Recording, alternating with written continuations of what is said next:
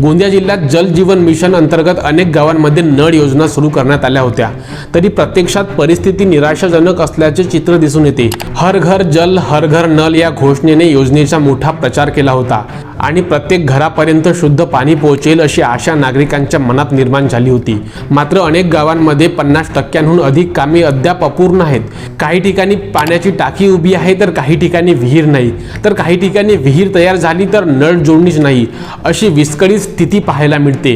या योजनेअंतर्गत पाईपलाईन टाकण्यासाठी अनेक गावांतील चांगले सिमेंट रस्ते फोडण्यात आले, मात्र त्यानंतर त्यांची दुरुस्ती करण्यात आलेली नाही। परिणामी रस्त्यांचीही दयनीय अवस्था झाली असून नागरिकांना पिण्याच्या पाण्यासाठी अजूनही टंचाईचा सामना करावा लागत आहे। गेल्या 3 ते 4 वर्षापासून ही कामे रखडली असल्याने ग्रामस्थांमध्ये नाराजी वाढत आहे।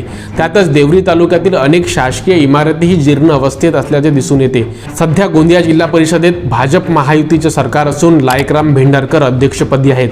मात्र विकासाच्या मोठमोठ्या घोषणा करण्यात आल्या असतानाही प्रत्यक्षात कामाच्या गतीकडे दुर्लक्ष होत असल्याची टीका स्थानिक पातळीवरून केली जात आहे।